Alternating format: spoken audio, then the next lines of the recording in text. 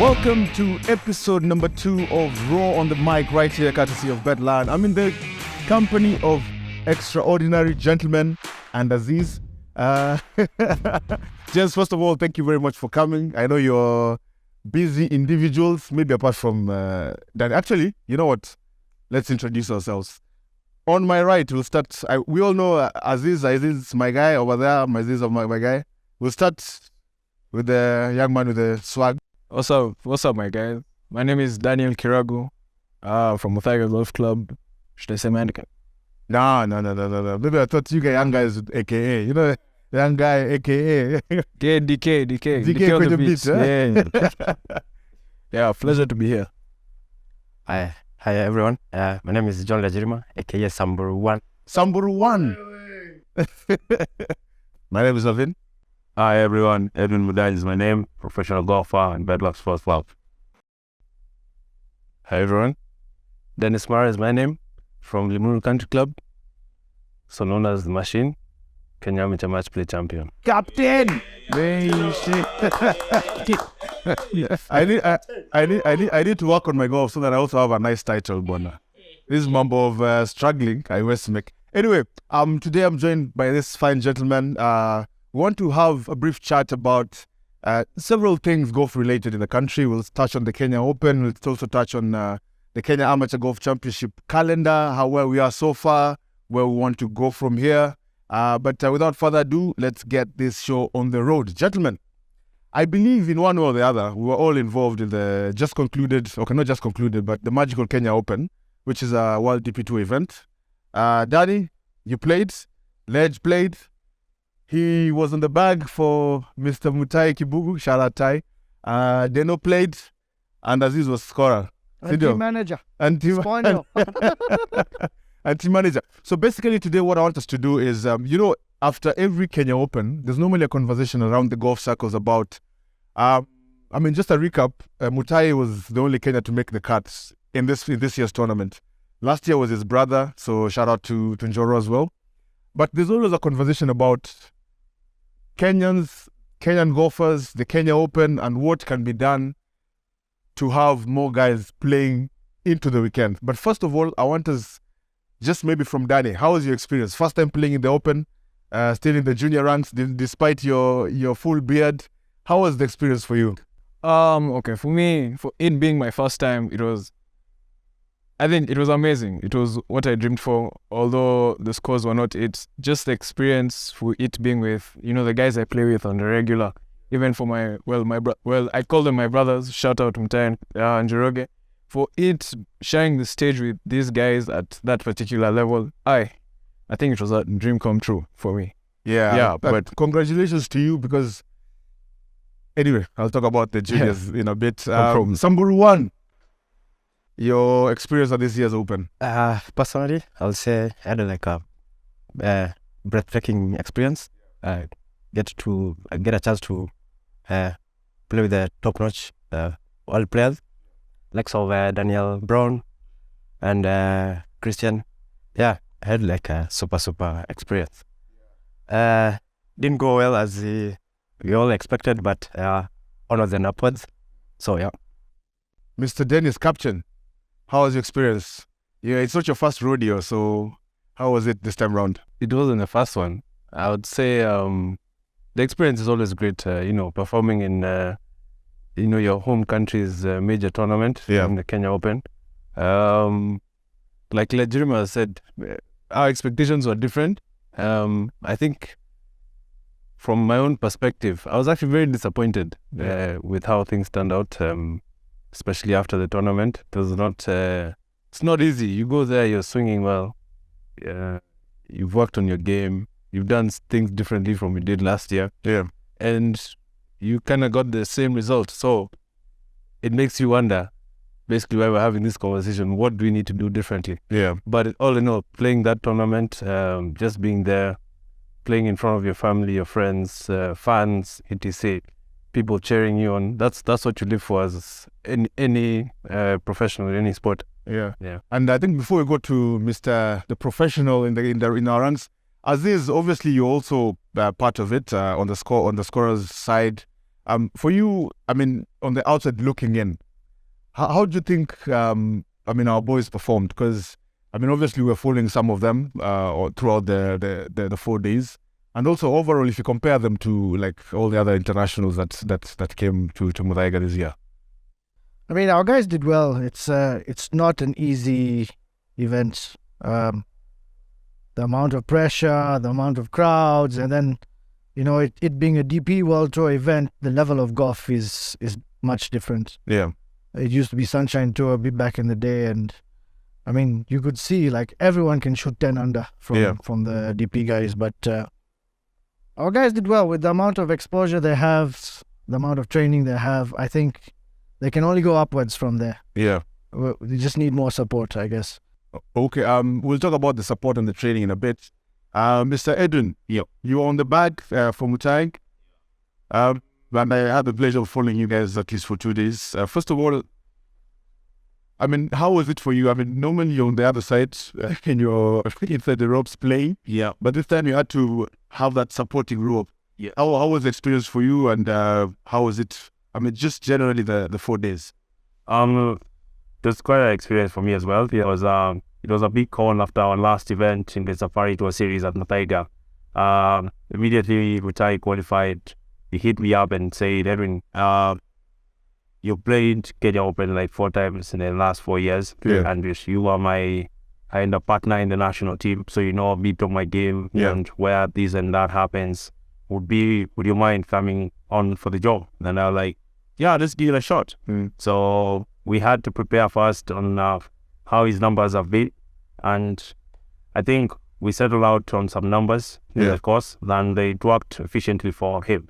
Yeah. So it was a good matchup. We had a good vibe, and it was nothing else rather than just to put up on a show. I think what impressed me the most about your pairing is, I mean, how relaxed it was. Because, I was close to you guys and I was hearing the conversation. It's just like, you're just vibing. It's just pure vibes. And whether good shot or bad shot, I mean, it was an amazing experience. And Aziz has mentioned something about preparations. And I think Deno and Ledge, you had the pleasure of heading down south to South Africa as part of your preparations for the event. The thing I wanted to find out is, obviously, I mean, for the level of golf we are, not many people have that exposure. I know the Muthaiga is currently in South Africa. His brother had a stint in the US and South Africa as well. But not many golfers get that chance to play outside Kenya, which I think, I mean, coming from a rugby background, there's a whole different level when you're used to playing locally versus when you play internationally. Your eyes are opened, you get that confidence. So how was the experience in South Africa, and is it something that you think, I mean, should be on a more regular basis, maybe for even more golfers? Maybe you can start with Deno. Yes, definitely. I think we also had a debrief after the whole Kenya Open and with the union. And look, the idea was very great, and we hope that it continues to happen. Not just 3 weeks before the tournament, but like throughout the year, getting that exposure. Because one thing I did notice when you go to SA and you played the SA Amateur Stroke Play, the SA Amateur Match Play, and the African Amateur Match Play. Yeah. No, African Amateur Stroke Play. You meet the top players, not only in South Africa, but even amateurs coming from around the world. Guys who have come from Scotland, Ireland, UK, the US as well. Young players, guys who are 19, 20, 21. You can see that they're growing in the game, getting to the next level. And the level that they're at is already ahead of where we are. Yeah. And at that age. So going forward, yes, I know my age is a bit numbered, but Phil just came second to the Masters one. Yeah, but you see, that's that kind of thing. But Phil has been there working since. Exactly. You get what I'm saying? Yeah. But like I would say, for someone like Kiragu, for someone like Muthaiga, these young guys, that's the kind of exposure that they need to be on. Not just 2-3 weeks before the Kenya Open. Yeah. Pick out various tournaments throughout the year, get them going. So when they land, even coming to Kenya Open, they already have that belief in themselves, belief in the game that they have. Yeah. Obviously, one thing that people don't notice, and even like in the group I was playing with, the pressure of playing your own Open in your own home country for you, like if you're playing the same equivalent tournament in rugby, playing here like in the Kenya, Safari Sevens, yes, yeah. you know, it's that added pressure. Even the guys I was playing with, we discussed it. I played with I think he was a French guy, it's Co or something, and he was explaining to me that even him in his own French Open, the pressure is so crazy that he can't perform. Yeah, so maybe we'll be able to perform elsewhere, and then as we learn, now bring it back to Kenya. Yeah. But I think going forward, that's the way to go. Expose everyone. Ledge, your experience in South Africa. Okay. Just to add on what the captain has just said. Yeah. Okay, I got there a bit late. Yeah. I had some small hiccups. I did catch my Small hiccups. Kutoka Samburu nyumbani. kabisa. So again, those guys are, to be honest, they are really talented. Yeah. And per se, like the menu of competition that is there. Yeah. My guy, you have to. There's no one who's gonna tell you at something else. Yes. You'll just amuka without even without even being prompted. Straight to the edge, my yeah. guy. So it was much. Then we've talked about having this done maybe like 3 weeks to the tournament, and this is one of the things that I want to talk about as well. And maybe you can start with Aziz, because I think Aziz, you have a bit of experience with dealing with some of the corporate bits of golf. Because I think, I look at it this way. There's the chicken egg situation. Sometimes there's people who are of the thought that if I have a tournament maybe in 6 months, if you walk with me for 6 months, you get me better prepared than if you wait once I play the tournament and I'm in the final round for you to come and support me. There's the people who think about, do I want support as I prepare for the event, or do I want support on the day of the event? So maybe, Aziz, I don't know how, like, to what level you have with these corporate interactions, but what do you think about that? I think from my experience with this Kenya Open, we were lucky as part of Betlion, we did something with Ledge. Yeah. So how we did it is, before he left for South Africa, we had a meeting with him, we sat down, what does he need? And we signed off before he left. The day before he left, actually. Yes. And then while he was training in South Africa, we started putting our plan together on what he needs in terms of apparel, what are the costings like for accommodation, transport, that kind of stuff. But from my experience, when I interacted with Ledge, for example, his other sponsors or the other corporate world came in at a very last minute. Yeah. So I found that the players were quite overwhelmed before Kenya Open because, one, they don't know who's sponsoring them. They don't know what they're going to get, what they're not going to get. So their mind is already thinking about training, performing, pressure, crowd, and then also on the corporate side of things, like who's coming, who's going to help me, who's going to be on my side, you know? And I find if that can change, if a corporate can come in before, like during the KAGC series, like in the beginning, sit down with their favorite player and say, okay, we're going to put a plan for you. This is your annual budget for golf. Yeah. This is your plan. With that, it involves training, traveling, playing more events. These guys, at least before getting into the Open, they already know who their sponsors are. They've trained with them. They've interacted with them. Their merchandise has come in early. They don't have to worry about branding them last minute.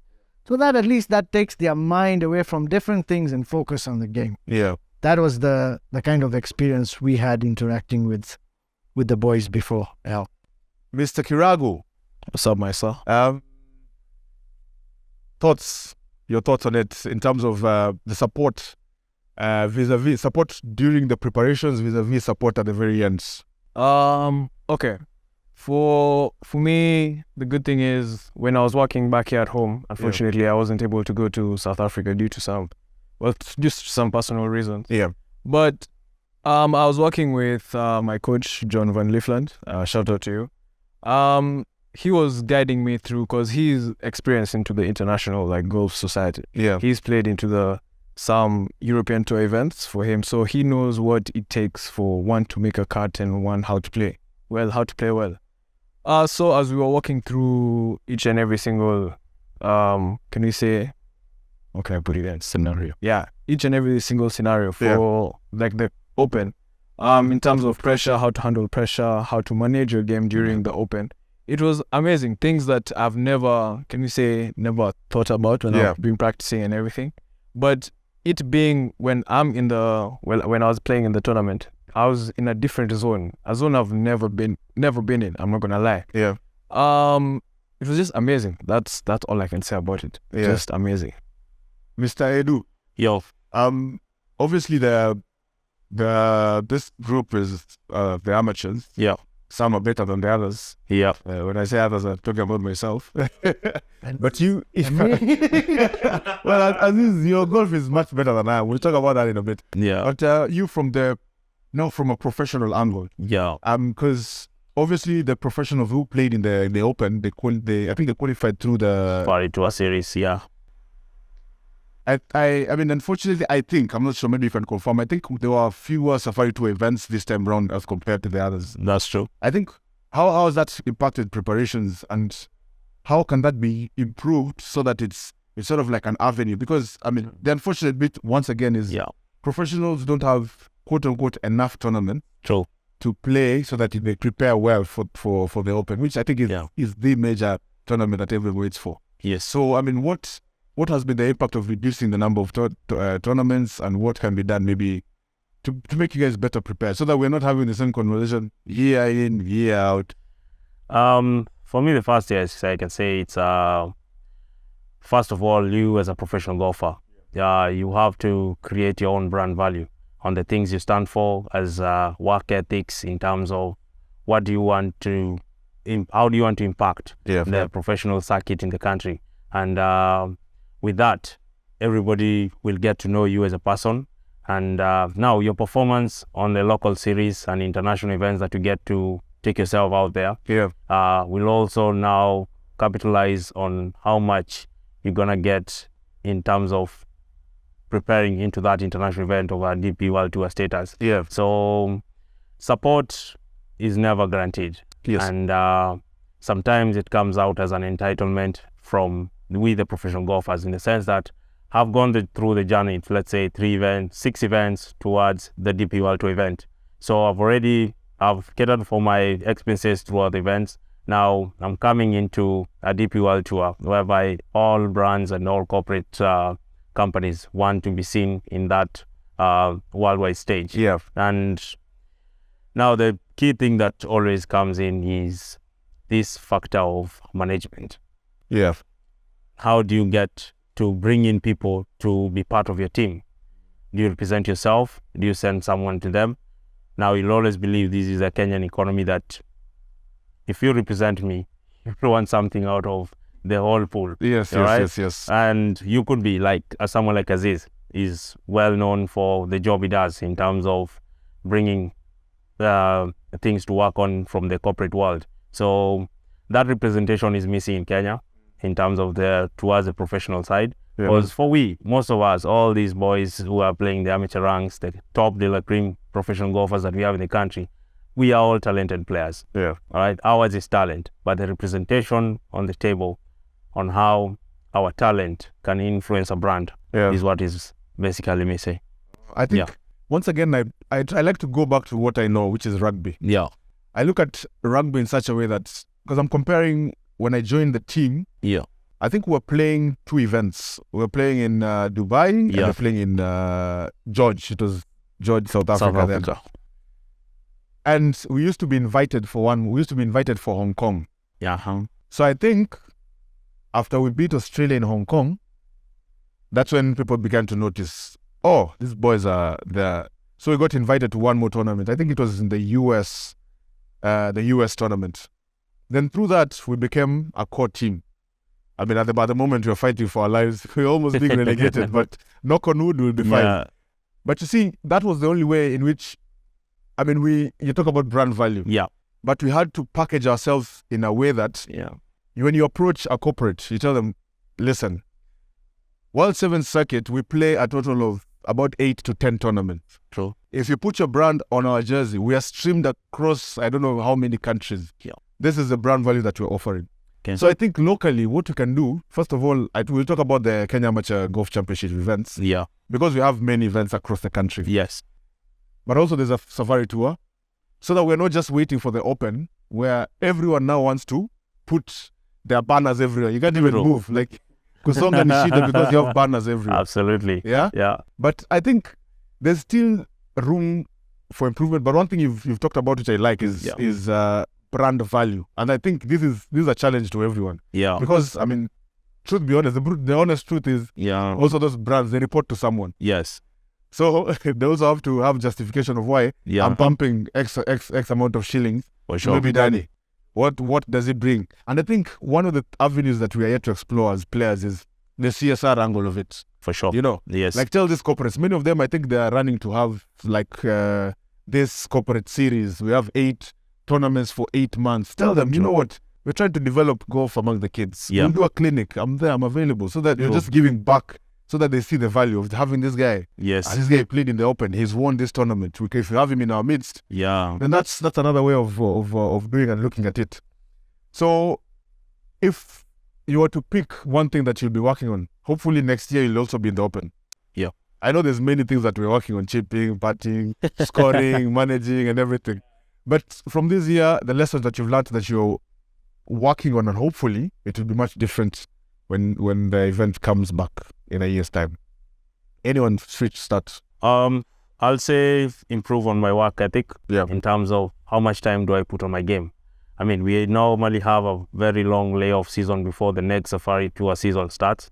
In between, you have 3 to 4, 5 events in different countries in Africa. Yeah. Let's to mention like Ivory Coast, Gabon, which just happened last week. And then a few events in Zambia and Zimbabwe.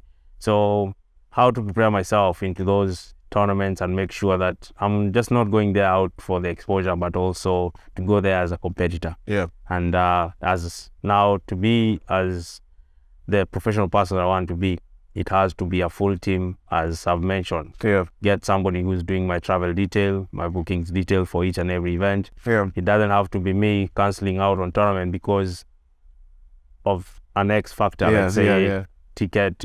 I'm a Samburu in Bali. It's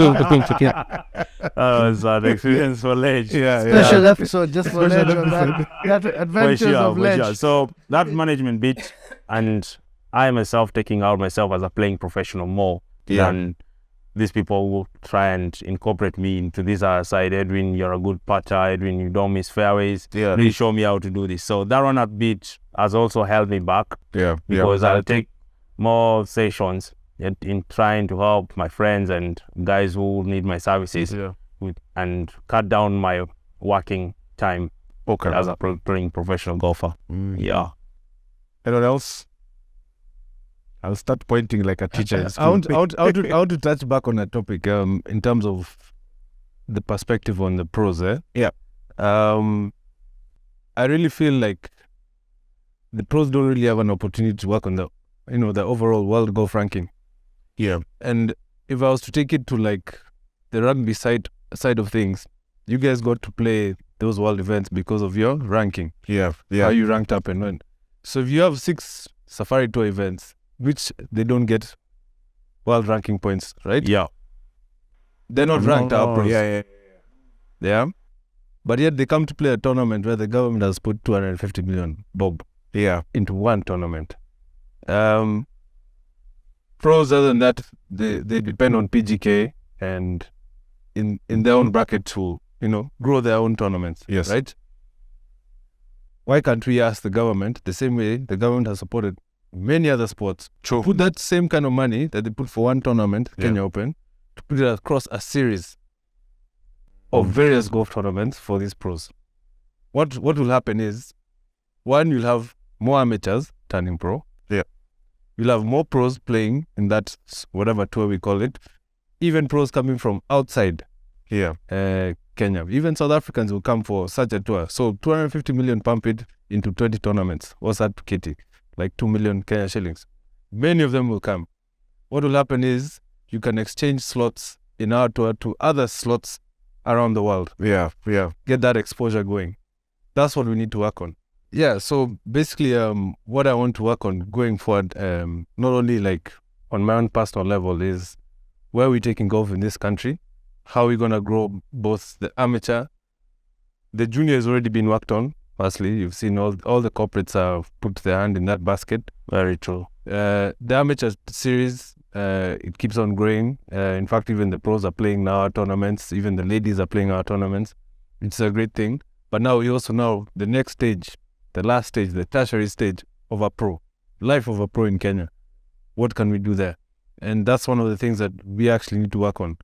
More tournaments, more exposure, more money for the pros. So it actually elevates. Now that junior will turn to an elite amateur. That elite amateur will turn into a pro. It would end, like, if you ask Ledge, if you want to turn pro right now, you won't say it on camera, but you can all guess.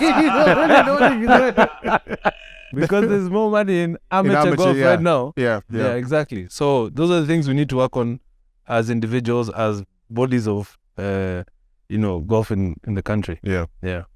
Mr. DK. Basically, most of it has already been touched on about how you can prepare, travel more international to play more international events, such as the way these guys went to play in SA. Yeah. But now, in terms of how we need to prepare is technically how you said we need to take more time into preparations. Let's say we start playing tournaments from 6 months. Look around in Zimbabwe, South Africa, and maybe even the likes of UK. If funds can accept. Yeah. That's going to, can we say, grow our game in terms of us getting to interact with new players. And when you get to interact with new players, you can we say, grab some tips and tricks on how to manage your golf course. Your golf game in the golf course.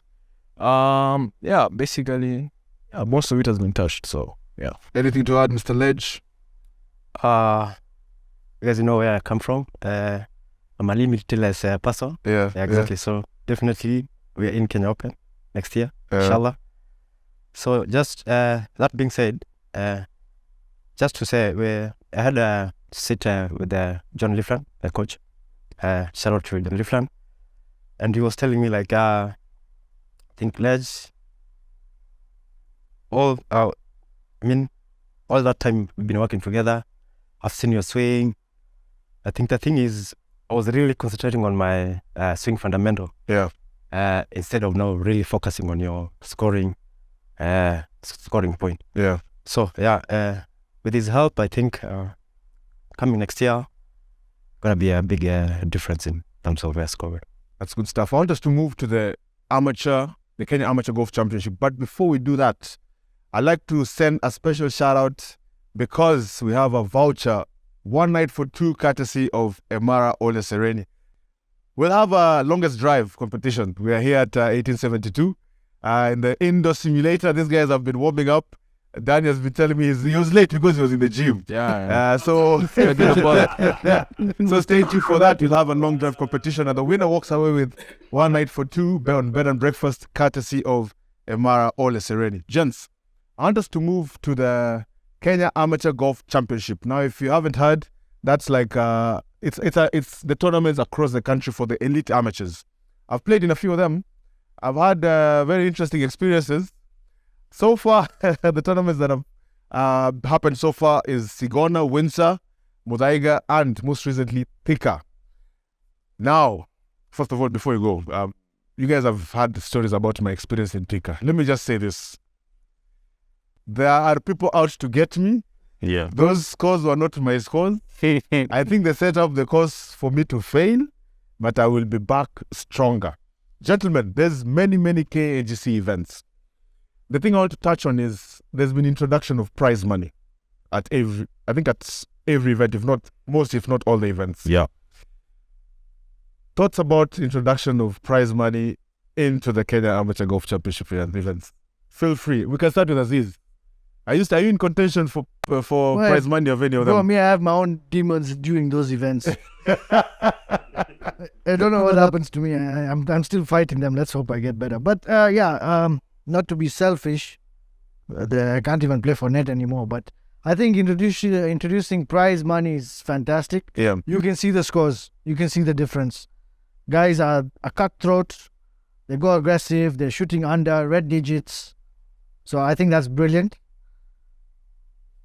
Can only go upwards from there, I guess. Yeah. But I think it's a great thing. And also the fact that they've removed 36 holes from most of the events. It's 18, 18, 18. Yes.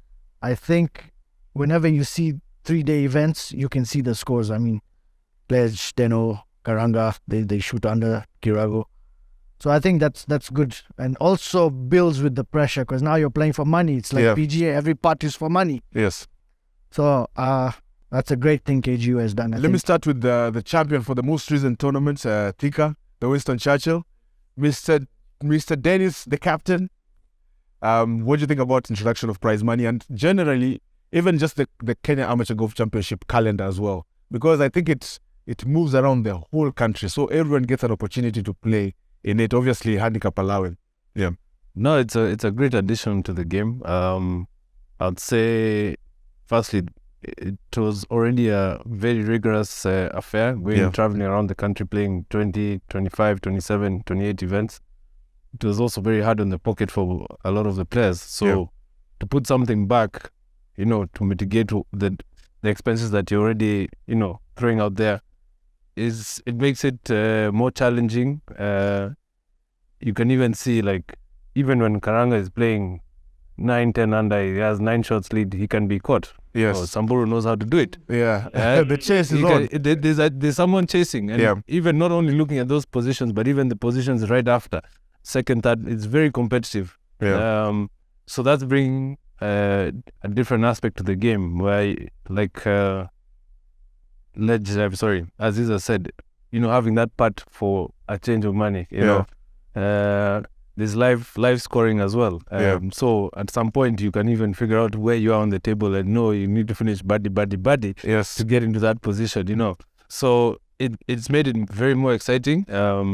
It's also attracted, more players from outside. You've seen more Ugandans coming to the table, especially after what Alunga did last year. Yeah. Now you have more Ugandans playing, and I'm sure going forward you'll have even more amateurs from around the region coming in.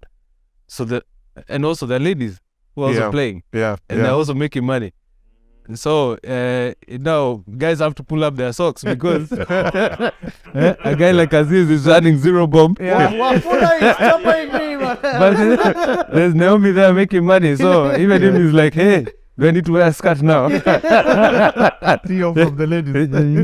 So it's very exciting. And I think hopefully it will be more standardized in terms of the prize money. I think KG is working on that to make it more or less we're playing for the same kind of money every tournament. And that would be great. I think before I move to Danny, let me just give you my experience. I think the only tournament I've played so far is Thika. So Thika I was okay. I was decent. I'm aware of my abilities and my limitations. So all was going well until on hole number 9.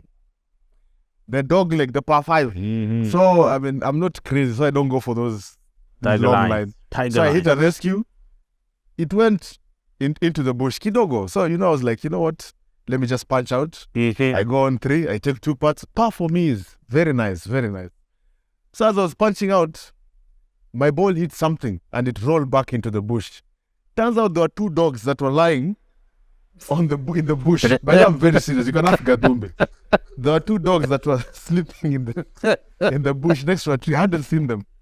So when I hit my ball, it hit the dogs and rolled back in. So I was so pissed. Punched out again, then hit a pitching wedge. Went OB, reloaded. So by then I finished with a 9 on that hole.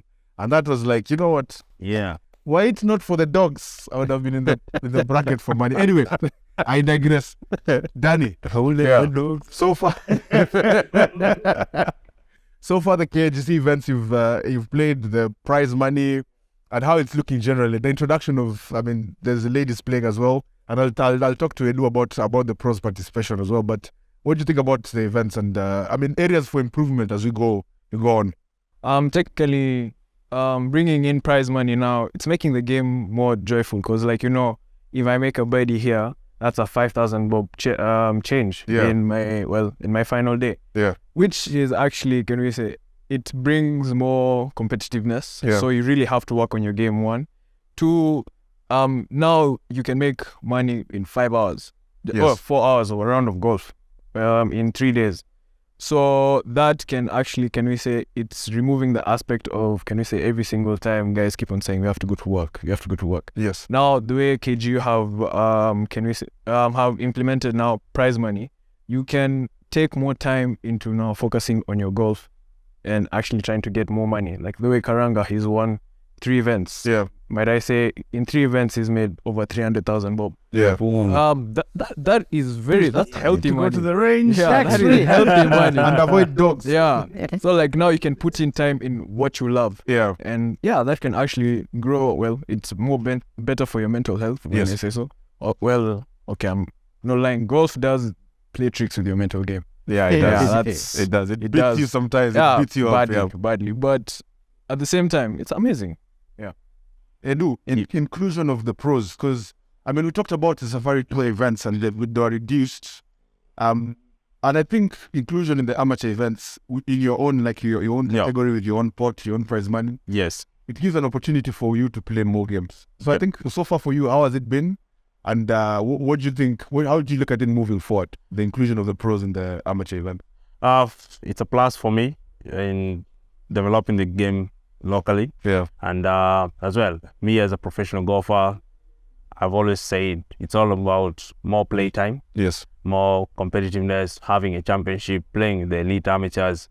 These are people that we play back at our home clubs in weekly events. Yeah. So getting into Kenya Amateur Golf Championships and bringing in together the professional golfers of Kenya and the KLG players, elite amateurs, it's a good thing going forward. Yes. Not only for the brand of golf in the country, but also where these guys look up to. Like, if we're gonna play the last group, and it's myself, Jeremiah, and Dennis. Yes. I mean, we are all buddies. Yeah. But now everybody is fighting for his own pool. Yes. So how I'll handle my game will not be so far different from how Legitima sees it and how Dennis sees it.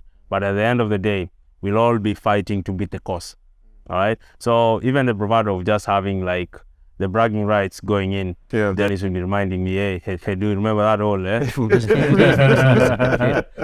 hole took like 20K from you, and Yes. they'll be like, Dennis, do you really want to have this conversation? So it's a plus. It has heightened the challenge, and for professional golfers, I think we have embraced it positively. Yeah. So any event that I assume will be getting invites, you'll be seeing a number of pros coming through to play the events as soon as it's available. That's good stuff. I watched the Windsor Classic where I followed the last 2 groups. But I remember one thing that I was very interested because the last group was Bavnish, Rono, and Riz. Yeah. from Windsor. Yeah. And I think Riz touched his driver only once. True.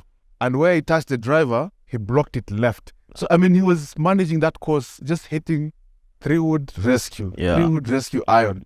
So, I mean, just watching and seeing how pros approach the game, I think even for amateurs, Yeah. is also an opportunity it's a learning opportunity. And the thing about you have to be competitive. You're teeing off from, the same place. Yeah, So that competitive edge, Yeah. I think it's also good. So then you talked about having to play like over 25 events in the amateur ranks. I mean, if you're to travel, after Thika, there's Golf Park and then there's Kitale. Yeah. There's still, tournaments outside. Even guys for diaspora traveling to Nairobi. to Nairobi to play the Yes. events. Yeah. So it's good to have the many events, but then also it's a bit of an investment, especially if you don't finish top 20.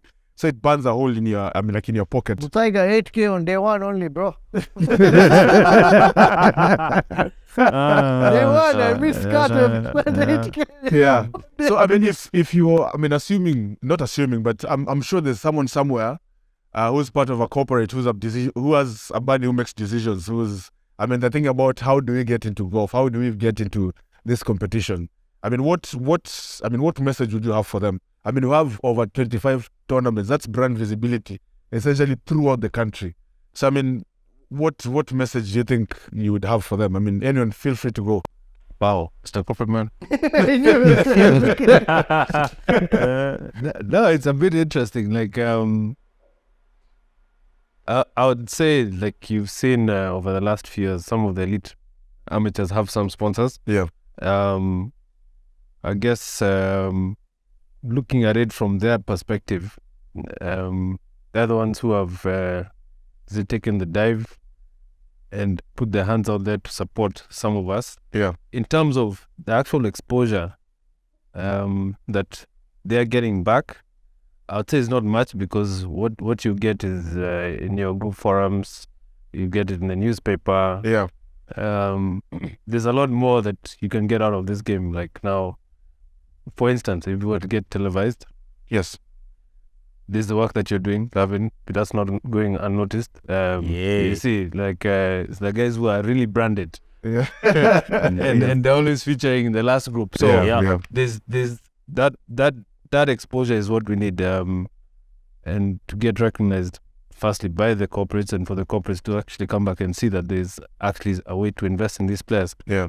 The point that I said earlier, in terms of making a proper safari tour, not safari tour, but a proper pro tour, Yeah. which should be televised locally or within the region, Yeah. for that exact purpose, just to grow the game in the region. So looking at it is for all of us to come together, both corporate, the unions, the players, to look for different kinds of ways to grow the game. Yeah. But I guess the first things first, more tournaments, more money, more exposure. Yeah. Anyone else? I think to grab the attention of the corporate world, Yeah. it's a thing to do with the heightened level of professionalism, not only in the professional ranks, but also for the amateur guys that we have. Yeah. The elite mentality that it's coming up, it's very solid. Yeah. The competition is steadfast. Like, if you asked me the last time I played a KAGC event, the check that this guy got last week, Yeah. it was what I won basically in the first event I won as an amateur. I won the event he won last week. That with Sir Churchill. Yeah. I went home with a microwave. Yeah. Right? Back then, microwave was something. Yeah. Yes. Yeah. So if I equate it to now, maybe life has gone up a notch high, Yeah. and everyone is trying to survive, and we know the pressure that's all around all this corporate world. Yeah. So we also have to give them what we said, the value that they're putting in, and the basic value will be the level of professionalism and the elite mentality that each and every player upholds going forward through those events. Yeah. It's not for the faint-hearted. You have like 38 events in the Kenya Amateur Golf Championship, and you have to decide which ones are you going for. You want to feature in next year's Kenya Open. Yeah. You have to look at the prime points, and nowadays, as you've seen, it's not only about the stage of the event. Like if you're going for Trans Nzoia Championship, it's a 54-hole event. Somebody will go and play in Kiambu and shoot -8, Yeah. and he'll make more points than you in playing in a 54-hole championship. So you planning through the events, and planning is now where Aziz comes in. Yeah. Yeah, to make things easy for these other guys to Yes. bring in the numbers as good as they can. Yeah. And those good numbers are the ones that are going to attract these corporate companies to come through. Okay. I was before we go to Danny and maybe Ledge, I was having a chat with Oscar. I mean, my rugby guys, and we're looking at it. We're looking at sponsorship in a different way, because you see, sometimes when you approach a corporate, and you approach them with a particular figure, sometimes they shy away. But you look at it this way: you say, you know what, this particular year, I want to attend Coast Open. I want to attend Melindi Open. I want to attend the tournament in Great Rift for the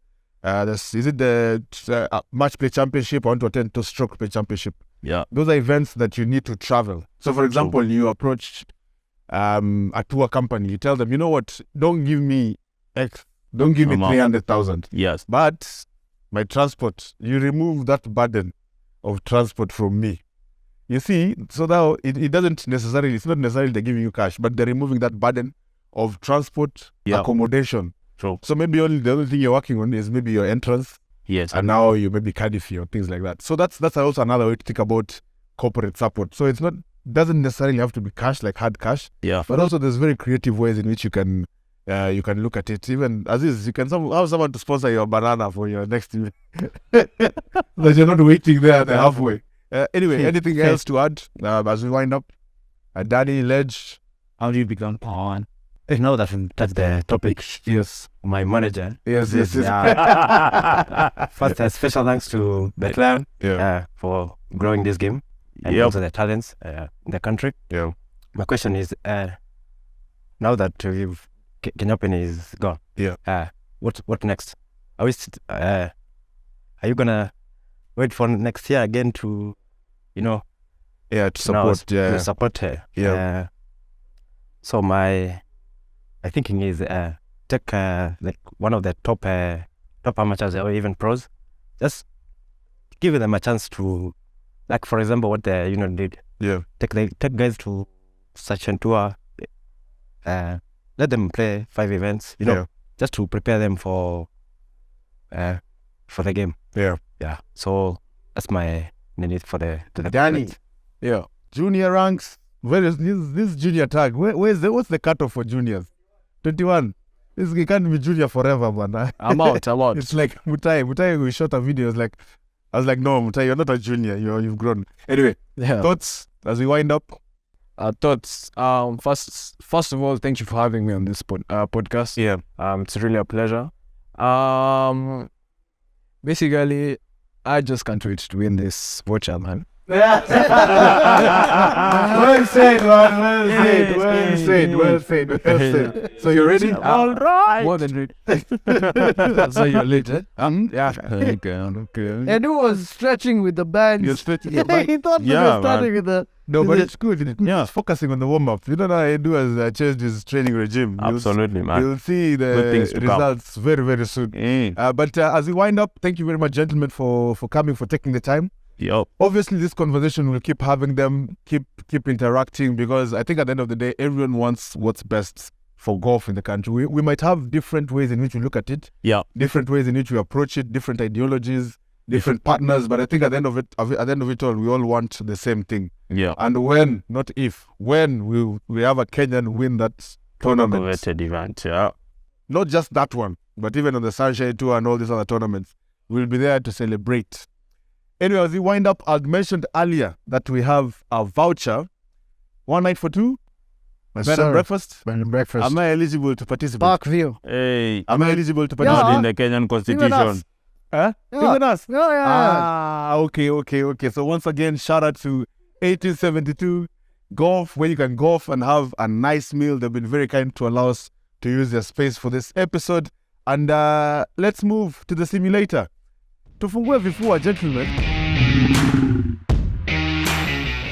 So this is very simple. Here are the rules. Every player will get 3 chances to hit their shot. And with any long drive competition, it has to be on the fairway. The course selected is Teddy Valley, hole number 1. It's about, It's 417 yards. Narrow fairway, OB left, OB right. Let's get it.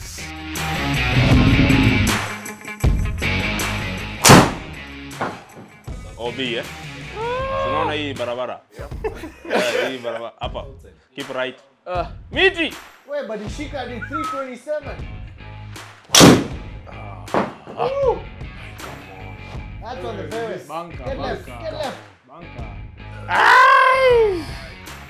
Why is this guy hitting 250 yards? Oh, that's it. OB. Way too far. OB. Yeah. Follow the leader, follow the leader.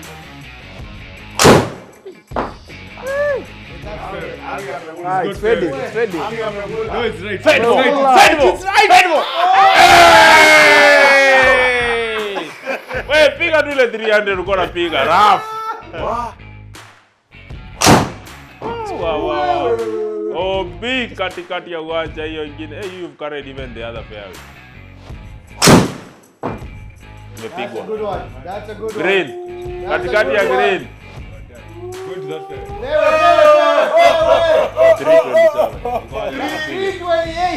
328.9. What? 328.9. Game over. Nice shot. Game over. Nice shot.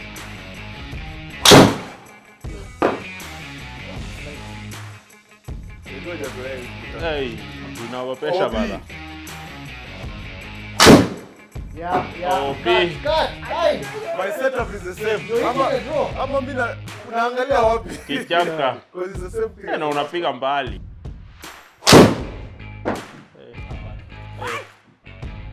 By the way, you're how old? Gonga barabara. No, that voucher is for 25 and above. Hey! It's cutting. Hit the road and go right. Go right. Bounce hard. 320. Come carry it. Aziz bado kula. Number 16 green. Betlion. Yeah. Naanguki. Mtoto umeshiba vizuri. Kichaka. That's a local knowledge. The alignment yuko sawa. I don't understand the alignment as well. The alignment inatukisha mtu. Yeah. Push draw. Push draw. Push draw. Push draw. Yeah. Our ball. Our ball. It's straight, but it's not far enough. 299. 99.5. Au umeshinda na 0.5. Yes. Wow.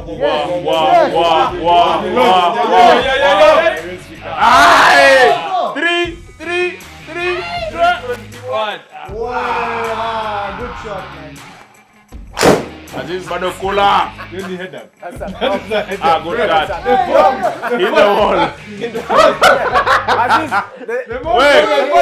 Ball imegonga ndo chango. The ball gonga the low chango. 287. Aniko hapa tu. Haile Selassie. 328.9. Hey, youngin.